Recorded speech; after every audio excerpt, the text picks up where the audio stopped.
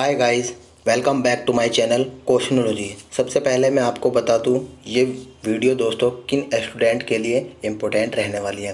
दोस्तों जो student railway के जैसे आरपीएफ एसआई की तैयारी कर रहे हैं, RPF constable, RRB JE, RRB group D, loco pilot technician और पैरामेडिकल और दोस्तों एनटीपीसी से संबंधित रेलवे के जितने भी एग्ज़ाम हैं जो कैंडिडेट दे रहे हैं उन सभी के लिए वीडियो इंपॉर्टेंट रहने वाली है। बाकी अदर स्टूडेंट दोस्तों वीडियो स्किप कर सकते हैं।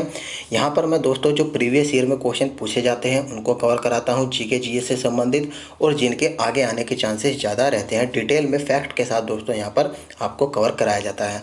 अगर आपको दोस्तों रिविज़न करना है तो सुबह के 8 बजे दोस्तों वीडियो को ज्वाइन कर सकते हैं, और इससे पहले की जितनी भी वीडियो दोस्तों मैंने बनाई हैं प्लेलिस्ट में ऐड करके आई बटन पर मैं लिंक प्रोवाइड करा दूंगा, आप लोग देख सकते हैं। चलिए बिना कोई टाइम वेस्ट के स्टार्ट करते हैं वीडियो। यहाँ देखिए क्वेश्चन है, संविधान में उल्लेखित बजट को क्या कहता है, मतलब क्या कहा जाता है उसको दोस्तों वार्षिक वित्तीय विवरण कहा जाता है। आरपीएफ एसआई में दोस्तों पिछली बार क्वेश्चन पूछा गया था। यहाँ पर दोस्तों आप लोगों को एक क्वेश्चन के अंतर 3 से 4 क्वेश्चन दोस्तों यहाँ पर कवर हो जाते हैं। आप लोग वीडियो पूरा देखेंगे तो आपको लगेगा कि हाँ आपके कम समय में ज़्यादा क्वेश्चन दोस्तों यहाँ पर कवर हो गए हैं।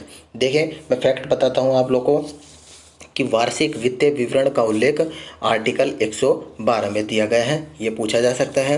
वार्षिक वित्तीय विवरण के माध्यम से दोनों सदनों के समक्ष भारत सरकार की अनुमानित प्राप्तियों और खर्च का विवरण दोस्तों रखा जाता है। इसके अंदर वार्षिक व्यय दोस्तों क्या होता है, 12 महीने की अवधि के समय जो खर्च दिया जाता है उसको वार्षिक व्यय कहा जाता है। और लेखा विवरण यह एक प्रकार का दोस्तों डॉक्यूमेंट होता है जो एक निश्चित समय के लिए, एक सर्टेन टाइम के लिए दोस्तों आपके और ग्राहक के बीच लेन देन को प्रदर्शित करता है या दर्शाता है। नेक्स्ट क्वेश्चन की तरफ बढ़ते हैं। चुनाव में की कौन सी व्यवस्था बहुमत व्यवस्था के नाम से जानी जाती है। अच्छा क्वेश्चन दोस्तों ये रहता है। ये दोस्तों फर्स्ट पास्ट द पोस्ट यानी कि सर्वाधिक मत प्राप्त व्यक्ति की विजय चुनाव आयोग की व्यवस्था बहुमत व्यवस्था के नाम से जानी जाती है। ऑप्शन नंबर बी यानी कि सर्वाधिक मत प्राप्त व्यक्ति की विजय, ये ऑप्शन नंबर बी इसका राइट आंसर हो जाएगा। और इससे कुछ फैक्ट आप लोग यहाँ पर देखें, डिटेल में इसमें थोड़ा सा बताया है कि सर्वाधिक मत प्राप्त व्यक्ति की विजय बहुमत व्यवस्था के नाम से जानी जाती है। इस व्यवस्था में मतदाताओं द्वारा अपनी पसंद के कैंडिडेट के लिए अपना वोट डाला जाता है। अनुपातिक प्रतिनिधित्व की बात करें दोस्तों तो यह अवधारणा मुख्य रूप से मतदाताओं के बीच राजनीतिक विभाजन पर लागू होती है। अगले क्वेश्चन की तरफ बढ़ते हैं। निम्न में से पंचायत और निगम चुनाव का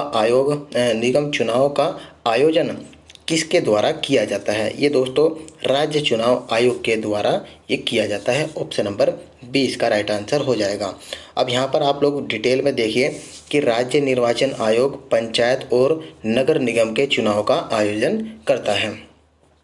और राज्य निर्वाचन आयोग की स्थापना तथा पंचायतों और नगर निकायों को संवैधानिक दर्जा दोस्तों 73वें और 74वें संविधान संशोधन अधिनियम 1992 के अंतर्गत प्राप्त हुई थी। तो ये भी दोस्तों आपको मार्क करना है। भारतीय चुनाव आयोग राष्ट्रपति, उपराष्ट्रपति, संसद का चुनाव संचालन की व्यवस्था करता है। केंद्र या भारतीय चुनाव आयोग की स्थापना अगर पूछी जाए कि स्थापना कब हुई थी तो 25 जनवरी 1950 को, अभी हमने पीछे कवर किया था पिछली वीडियो में। आगे है आर्टिकल दोस्तों 214, उच्च न्यायालय का गठन आर्टिकल 214 के अंतर्गत किया गया था। आपसे पूछा जा सकता है कि कौन से आर्टिकल के तहत दोस्तों उच्च न्यायालय का गठन किया गया था। इसमें क्या कहा गया था, इसमें कहा गया था कि राज्य में एक उच्च न्यायालय होना चाहिए। राज्य विधानमंडल राज्य विधानसभा और विधान परिषद से मिलकर बना होता है। यानी कि दोस्तों जो राज्य विधानमंडल होता है वो राज्य विधानसभा प्लस विधान परिषद से द्वारा मिलकर बना होता है। नेक्स्ट क्वेश्चन, भारत के चुनाव आयोग की स्थापना किस वर्ष हुई थी। दोस्तों आसान क्वेश्चन आ गया फिर यहाँ पर 1950 में। इसकी डिटेल मैंने आप लोग को पिछले क्वेश्चन में बता रखा है। आगे बढ़ते हैं। आज़ादी के बाद भारत में पहले आम चुनाव कब हुए थे। ये दोस्तों 1952 में हुआ था। भारत का प्रथम आम चुनाव दोस्तों 1952 में हुआ था और इस चुनाव में भारतीय राष्ट्रीय कांग्रेस ने 489 सीटों में से 364 सीटें जीती थी। इस चुनाव के दौरान मतदाताओं के लिए न्यूनतम आयु दोस्तों 21 वर्ष रखी गई थी और भारत के प्रथम मुख्य चुनाव आयुक्त सुकुमार सेन थे। ये आपसे पूछा जा सकता है कि भारत के प्रथम मुख्य चुनाव आयुक्त कौन थे, तो ये थे दोस्तों सुकुमार सेन। चलिए अगला क्वेश्चन है कि निम्नलिखित में से कौन सा भारत का पहला नगर पालिका निगम था। ये दोस्तों मद्रास नगर निगम भारत का पहला नगर पालिका निगम था। ये क्वेश्चन पूछा जा सकता है, देख सकते हैं आप लोग आरआरबी ग्रुप डी में ये क्वेश्चन पूछा गया था। कुछ और फैक्ट आप लोग यहाँ पर देखिए कि इस नगर निगम की स्थापना अगर पूछ ली जाए तो 1688 में की गई थी और इस नगर निगम स्थापना जेम्स द्वितीय के द्वारा की गई थी। किसके द्वारा? जेम्स द्वितीय के द्वारा किया गया था। दिल्ली नगर निगम की स्थापना की बात करें तो दोस्तों 1958 में किया गया था। आप लोग देख सकते हैं कितने बार लेट इसमें किया गया था। और कलकत्ता नगर निगम की स्थापना दोस्तों दिल्ली से पहले हुई थी 1876 और कोलकाता नगर निगम की स्थापना सुरेंद्र नाथ बनर्जी ने करी थी। चलिए अगला क्वेश्चन है, भारत के मुख्य चुनाव आयुक्त का कार्यकाल कितना होता है।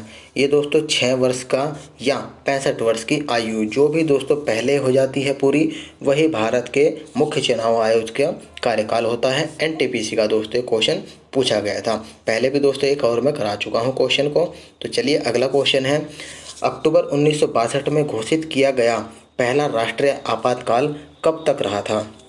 ये दोस्तों 1962 से 1968 तक दोस्तों जारी रहा था। पहली बार दोस्तों ये लगा था, अगर डेट मंथ की बात करें तो 26 अक्टूबर 1962 को लगाया गया था जो 10 जनवरी 1968 तक जारी था। उस समय के राष्ट्रपति की बात करें तो दोस्तों डॉक्टर सर्वपल्ली राधाकृष्णन उस समय के राष्ट्रपति थे।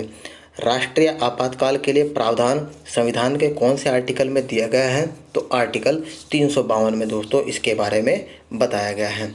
आगे बढ़ते हैं। और दोस्तों जो ये संसद को राष्ट्रीय आपातकाल के लिए प्रस्ताव 1 माह में दोस्तों पारित करना होता है। पूछा जा सकता है कि कितने समय में दोस्तों संसद पारित करना होगा उसको, और राष्ट्रीय आपातकाल को कम से कम एक बार कितने माह के लिए लागू कर सकते हैं, तो 6 माह के लिए दोस्तों मिनिमम लागू कर सकते हैं और मैक्सिमम 3 साल के लिए। ये भी आपको ध्यान रखना होगा। चलिए 45वां क्वेश्चन है कि निम्नलिखित में से कौन सा केंद्र शासित प्रदेश नहीं है। दोस्तों असम इसका राइट आंसर हो जाएगा इन ऑप्शन के अकॉर्डिंग।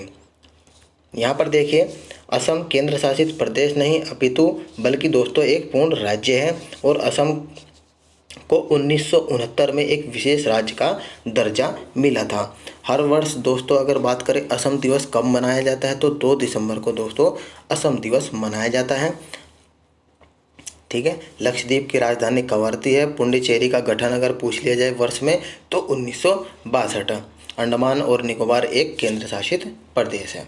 अगला क्वेश्चन 47वां क्वेश्चन है, केंद्र शासित प्रदेश दिल्ली में कितने संसदीय निर्वाचन क्षेत्र हैं, तो दोस्तों 7 इसका राइट आंसर हो जाएगा। दिल्ली से राज्यसभा में 3 सदस्य का निर्वाचन होता है।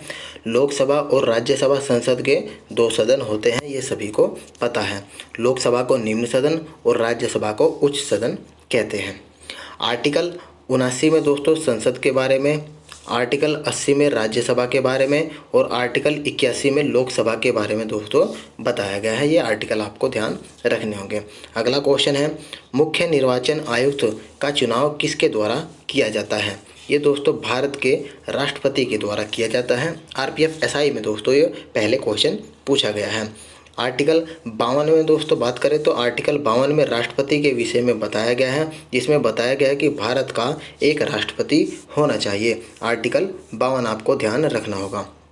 संविधान के आर्टिकल 75 में दोस्तों प्रधानमंत्री के पद के बारे में विवरण दिया गया है। प्रधानमंत्री का कार्यकाल 5 साल का होता है और उच्च न्यायालय के वरिष्ठ न्यायाधीश को देश के मुख्य न्यायाधीश के रूप में नियुक्त किया जाता है। ये भी आपको ध्यान रखना होगा। उच्च न्यायालय के गठन से संबंधित प्रावधान दोस्तों कौन से आर्टिकल में दिया गया है, तो आर्टिकल इसको 214 में दोस्तों बताया गया है। उच्च न्यायालय के गठन से संबंधित जितनी भी बातें हैं आर्टिकल 214 में बताई गई हैं। अगला क्वेश्चन, यदि कोई राज्य संवैधानिक तरीके से संचालन में विफल होता है तो वहाँ राज्य आपातकाल लागू किया जा सकता है। इसमें से कौन सा राज्य आपातकाल की घोषणा कौन राज्य आपातकाल की घोषणा कर सकता है, मतलब किसके द्वारा दोस्तों की जाती है, तो ये भारत के राष्ट्रपति के द्वारा ही दोस्तों जाहिर सी बात है की जाती है। तो ये एनटीपीसी का दोस्तों आप लोगों ने देखा क्वेश्चन पूछा गया था। अगर दोस्तों आर्टिकल की बात करें तो आर्टिकल 356 में प्रावधान है, यदि किसी राज्य में दोस्तों संवैधानिक तरीके से शासन नहीं चल रहा है तो वहाँ पर राष्ट्रपति शासन लागू कर सकते हैं। और आर्टिकल 76 में पूछे तो दोस्तों 76 में भारत के महान्यायवादी का उल्लेख किया गया है। राष्ट्रपति सर्वोच्च न्यायालय के मुख्य न्यायाधीश और राज्यपाल से सलाह करके उच्च न्यायालय के मुख्य न्यायाधीश की दोस्तों नियुक्ति करता है। तो पूछा जा सकता है कि मुख्य न्यायाधीश की नियुक्ति कौन करता है। आगे है कि राज्यपाल की नियुक्ति दोस्तों किसके द्वारा की जाती है, ये राष्ट्रपति के द्वारा की जाती है। राष्ट्रपति 2 या 2 से अधिक राज्यों का दोस्तों एक राज्यपाल नियुक्त कर सकता है। ठीक है, एक राज्य का एक से ज़्यादा अधिक राज्यों के दोस्तों राज्यपाल एक ही हो सकता है। अगला क्वेश्चन है कि भारत में राष्ट्रीय आपातकाल अब तक कितनी बार लागू हुआ है। दोस्तों राष्ट्रीय आपातकाल जो कि 3 बार लागू हुआ है। ऑप्शन नंबर ए इसका राइट आंसर हो जाएगा। कब कब हुआ था वो भी मैं आपको बताता हूँ। एक भारत चीन के युद्ध के समय हुआ था, एक भारत पाकिस्तान के समय, और एक आंतरिक अशांति के कारण हुआ था, जो कि पहली बार 1962 में हुआ था, दूसरी बार 1971 में और तीसरी बार 1975 से 77 के बीच में दोस्तों हुआ था। आपातकाल में दोस्तों होता क्या है, जब किसी बाह्य आक्रमण, युद्ध या सशस्त्र विद्रोह होने के कारण देश की सुरक्षा जब संकट में होती है तो उस समय दोस्तों राष्ट्रीय आपातकाल की घोषणा कर दी जाती है। चलिए अगला क्वेश्चन, नगर पालिका का सदस्य बनने के लिए आवश्यक न्यूनतम आयु, जो कि दोस्तों भारत के आर्टिकल 243A के अंतर्गत निर्धारित की गई है, कितनी है, वो दोस्तों 21 वर्ष होती है। ठीक है, नगर पालिका का अगर सदस्य बनना है तो 21 वर्ष की न्यूनतम आयु होनी चाहिए। नगर पालिका दोस्तों एक प्रशासनिक यूनिट होती है, इकाई होती है। इसका कार्य क्या होता है, जल आपूर्ति करना, साफ सफाई करना, पर्यावरण संरक्षण करना, गरीबी उन्मूलन आदि को दोस्तों ये इसका कार्य होता है। और इसका कार्यकाल 5 वर्ष का होता है। और इसका प्रमुख यानी कि हेड दोस्तों कौन होता है, नगर निगम का हेड महापौर होता है। और भारत की प्रथम नगर पालिका कहाँ थी दोस्तों, मद्रास नगर पालिका थी। ठीक है, तो इस तरह से दोस्तों आप लोगों ने देखा कम समय में आप लोगों के कितने क्वेश्चन यहाँ पर कवर हो गए हैं। अब दोस्तों आप लोगों को वीडियो इन्फॉर्मेटिव लगी हो तो अपने फ्रेंड सर्किल में इस वीडियो को शेयर कर सकते हैं, वीडियो को दोस्तों लाइक कर सकते हैं और कमेंट में बताना आपके दोस्तों कंटेंट आपको कैसा लगा। तो मिलते हैं आपको दोस्तों नेक्स्ट वीडियो में, तब तक के लिए धन्यवाद फ्रेंड्स।